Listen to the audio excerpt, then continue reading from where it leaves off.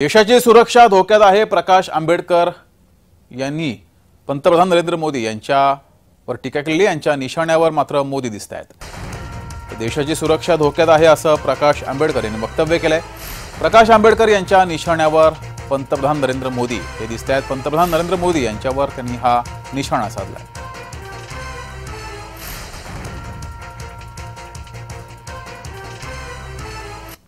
मी असं म्हणेन की दुबई आणि कुवेत या दोन्ही राज्यांमध्ये सगळ्यात मोठ्या प्रमाणात भारतीय नागरिक त्या ठिकाणी कामकाज करतात आणि हे सरकार 2024च्या निवडणुकीमध्ये पुन्हा कंटिन्यू झालं तर आम्हाला भीती आहे की ती राज्य जे आहेत ते मायग्रेट पॉप्युलेशन कंट्रोल करण्याच्या नावाखाली स्वतःच्या राज्यांमध्ये देशांमध्ये असा कायदा त्या ठिकाणी करतील